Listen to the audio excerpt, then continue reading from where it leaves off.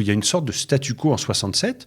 Est-ce qu'il est officiel ou officieux? Mais en tout cas, de dire les musulmans restent sur l'esplanade et on construit, au prix quand même de l'évacuation d'un millier d'habitants et de la destruction d'un quartier historique, on construit un lieu saint pour les juifs en bas. C'était peut-être une décision qui était pragmatique et à laquelle il faut réfléchir aujourd'hui.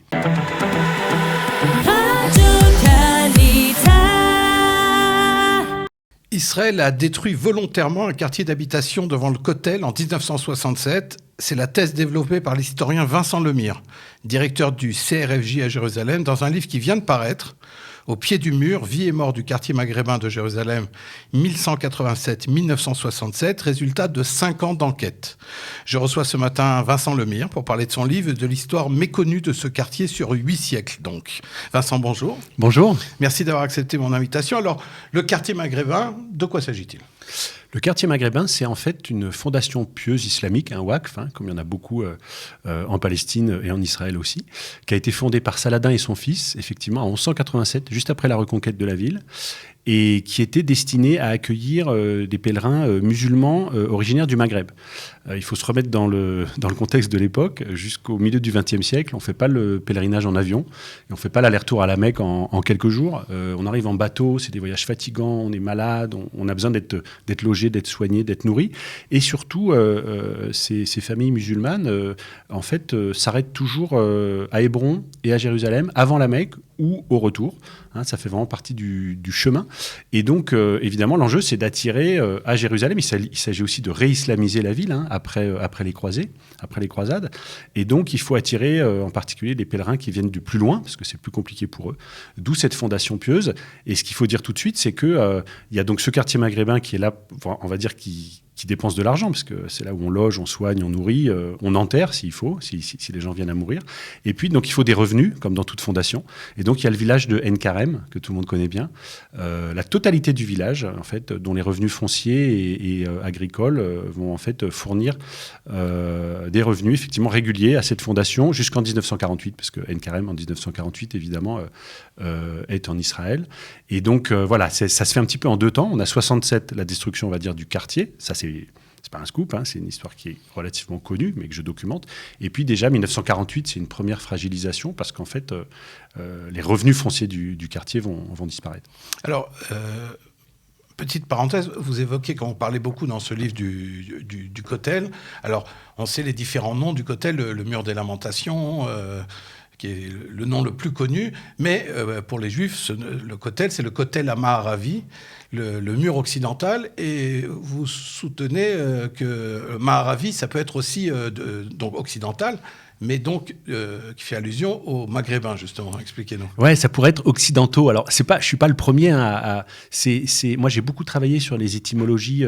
Il faut pas voir une étymologie ou une autre. Souvent, on a, et en particulier à Jérusalem, on a des étymologies qui vont converger, et puis l'une qui va pas remplacer une autre, mais on va dire qui va devenir plus utilisée et plus communément utilisée. On sait très bien que la tradition du mur occidental, Kotel Ma'aravi, elle existe dans des psaumes juifs dès le 2e, 3e siècle. Il n'y a aucun débat là-dessus.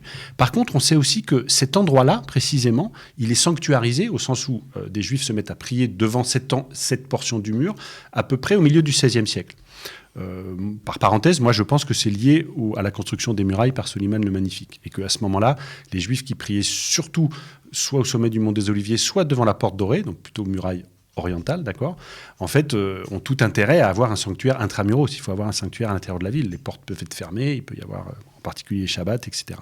Bref, il n'y a pas de débat sur le fait que la sanctuarisation du mur occidental à cet endroit-là, elle est au XVIe siècle. Moi, je rappelle juste que le quartier maghrébin, il date du XIIe, voilà, un peu plus de 3 siècles avant, et que maghrébin, en hébreu, ça se dit Ma'aravim, et que, par ailleurs, le XVIe siècle, c'est aussi le moment où il y a énormément de juifs qui arrivent, de juifs maghrébins aussi, pas seulement musulmans, mais juifs, oui, qui arrivent... originaires du Maghreb, c'était la première aliote. Voilà, et qui arrivent d'Andalousie, l'expulsion des Juifs d'Espagne, etc. Donc, mon hypothèse, c'est que pendant 3 siècles, on a peut-être un mur des Maghrébins, un mur des Occidentaux, et puis qu'ensuite, au XVIe siècle, ça devient le mur occidental, et que c'est une étymologie qui devient complètement dominante. C'est vraiment une hypothèse, c'est-à-dire que ça demanderait vraiment un travail, il faudrait être hyper systématique, antique, travailler toutes les sources, etc. Voilà, c'est pas le cœur du livre, hein, mais je pense que c'est une parenthèse. Ça intéresse les Alors, gens. on revient en 1948. Donc, qu'est-ce qui se passe dans ce quartier? Vous parlez aussi de l'implication de la France, qui n'est pas connue. Donc, est-ce que vous pouvez nous dire 2 mots de l'implication de la France dans ce quartier, dans la vieille ville? Ça a vraiment été, on va dire, ma découverte. Et je pense pour les gens qui liront le livre. Le livre, pour l'instant, il est publié en français. Il sera publié dans 1 an à peu près en anglais. Et on a une traduction en hébreu qui est prévue. Entre 48 et 67, donc je l'ai dit, Ain Karem n'apporte plus de revenus à cette fondation. Et la France la France est une puissance coloniale au Maghreb. C'est un quartier habité par des Maghrébins, donc des ressortissants maghrébins, et donc d'une certaine manière des ressortissants français. Donc la France se dit, la France en l'occurrence le consulat général de France à Jérusalem, se dit on a une carte à jouer dans la vieille ville, entre la Jordanie et Israël. On a un peu un quartier qui est à nous, dans une zone hyper stratégique.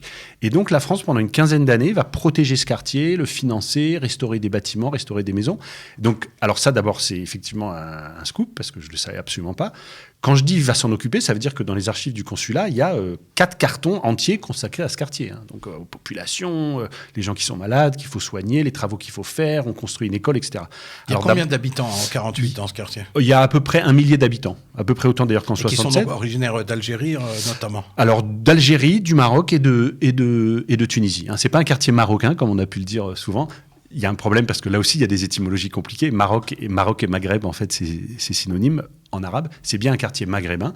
Un de ses fondateurs, c'est Abou Medienne. Abou Medienne, on sait bien qu'il est algérien. Hein. Il a donné son nom au premier président algérien. Donc, c'est un quartier français jusqu'en 62. Jusqu'à l'indépendance de l'Algérie, où évidemment la France ne peut plus s'en occuper.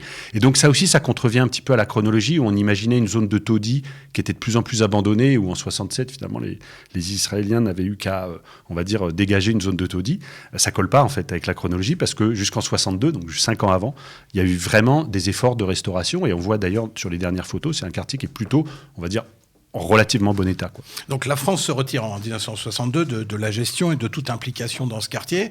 La Jordanie est sur place. Et donc, juin 67, Israël prend la vieille ville. Et qu'est-ce qui se passe? On connaît l'histoire, on sait que ce quartier a été rasé. Bien sûr. On parlait d'entrepreneurs qui voulaient construire immédiatement face au Kotel.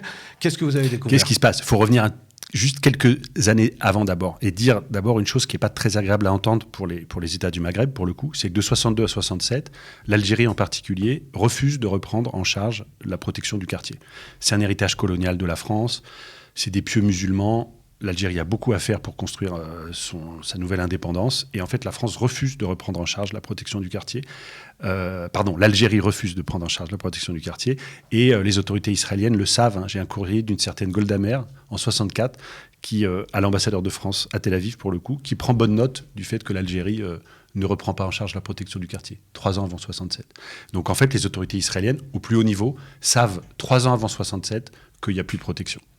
Ça, c'est pour 64. 67, en fait, tous les historiens sérieux savaient que cette histoire d'entrepreneurs qui débarquent un peu, côté un peu balagane, mais je veux bien que parfois en Israël il se passe des choses bizarres, mais on ne peut pas imaginer que quelques heures après le cessez-le-feu avec la Syrie, en pleine vieille ville, 15 entrepreneurs arrivent avec des bulldozers et détruisent un quartier historique Ayyoubi, des Mamelouks. C'est pas possible.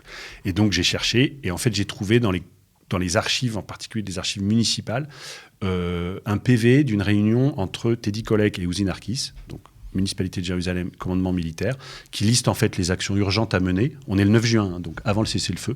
Et parmi les points, il y a la destruction du quartier maghrébin. Et j'ai trouvé une note aussi intéressante du même jour, toujours vendredi 9 juin, avant Shabbat, du ministère des Affaires étrangères, numéro 2 du ministère, donc pareil, hein, on est quand même à assez haut niveau, qui cale en fait les éléments de langage à envoyer aux ambassades dans les pays, on va dire, les plus sensibles, s'il y a des réactions, il n'y en aura pas tant que ça, pour caler une stratégie de communication. C'était des taudis, il y avait presque plus d'habitants, c'était des squatteurs, etc.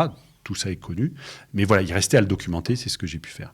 Alors, que sont devenus ces habitants et comment vous expliquez donc le silence sur ce qui s'est vraiment passé en juin 67? Alors, le silence, effectivement, c'est le mystère d'où je partais pour ce livre. Alors, du côté israélien, il n'y a pas de... Voilà, il est logique que les Israéliens n'aient pas voulu particulièrement communiquer là-dessus. C'était pas de ce côté-là qu'il fallait chercher.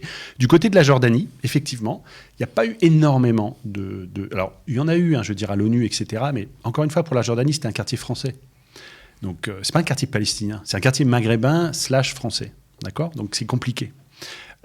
Et puis, je l'ai dit, pour l'Algérie, la Tunisie, un petit peu moins vrai pour le Maroc. En fait, on ne reprend pas en charge la protection de ce quartier. Un petit peu moins vrai pour le Maroc, il faut en parler, parce que le roi du Maroc, on le sait, il se considère comme commandeur des croyants, il est président du comité Al-Quds, et donc, voilà, jusqu'à aujourd'hui, le royaume du Maroc s'occupe relativement bien des anciens habitants du quartier, ressortissants marocains. Donc c'est ça aussi qui fait qu'il y a une sorte de marocanisation du quartier, en tout cas de la mémoire du quartier, parce que le Maroc s'en occupe plus particulièrement, on va dire. Alors il y a un autre point, c'est le statu quo plus ou moins entre Israël et la Jordanie sur la vieille ville. La Jordanie récupérant le Waqf jordanien, récupérant donc l'autorité sur le mont du Temple et sur l'esplanade des mosquées. Et Israël, Kotel. Comme si finalement, ce qu'il y a en face du Kotel, ça concerne personne. On laisse ça à Israël. Est-ce que les Jordaniens ont finalement préféré ne pas rentrer dans d'un autre conflit ? Alors là, c'est pareil. Il faut faire la part des certitudes et des hypothèses en journalisme. Je veux dire, les certitudes, c'est ce que je dis, c'est ce que j'ai pu documenter. Les hypothèses, c'est celle-là. C'est-à-dire qu'on le sait, je veux dire, entre le mercredi 7 juin, la prise de la ville, et le 10-11 juin, on sait ce qui se passe sur l'esplanade des mosquées Mont du Temple, on sait ce qui se passe avec Shlomo Goren, on sait entre Shlomo Goren et Moshe Dayan, tout ça, il y a pour le coup une conquête qui n'est pas forcément parfaitement anticipée. On connaît les projets, je pense qu'ils sont sérieux. Je veux dire, est-ce qu'il faut reconstruire une synagogue ? Alors, pas forcément au milieu du Mont du Temple, mais tout ça, il faut se remettre dans le contexte. Et est-ce que, de la part de Moshe Dayan, il n'y a pas eu une décision de se dire, en fait, je fais enlever le drapeau israélien du Dôme du Rocher, j'expulse Shlomo Goren, tout ça. L'esplanade des mosquées reste le Waqf jordanien strictement.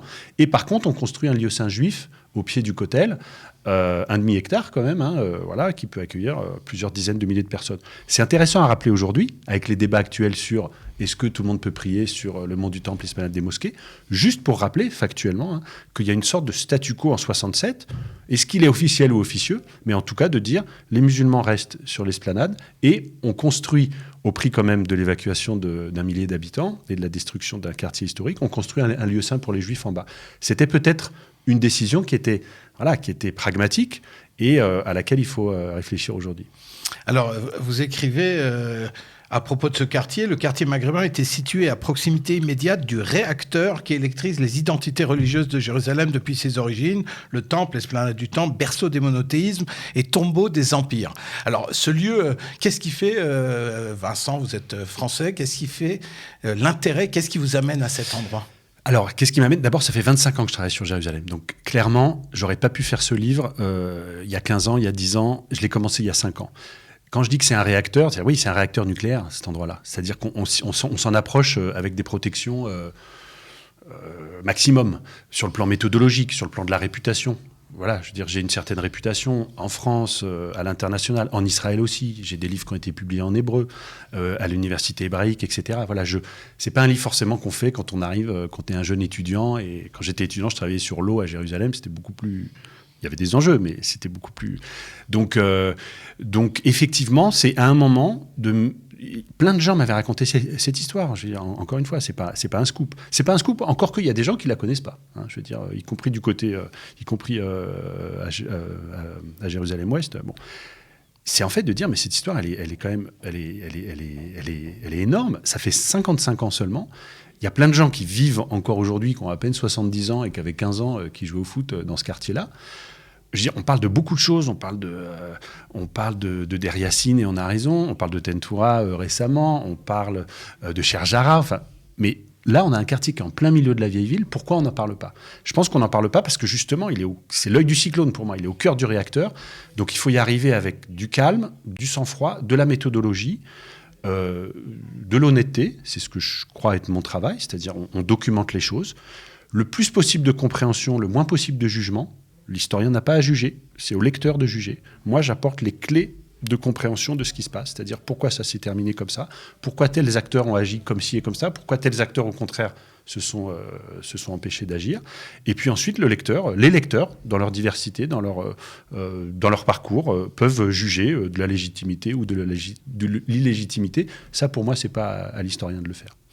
Ben, je vous remercie beaucoup, Vincent Lemire. Je rappelle donc Merci, Michael. votre livre, donc Au pied du mur, vie et mort du quartier maghrébin à Jérusalem, 1187-1967, aux éditions Seuil. Merci.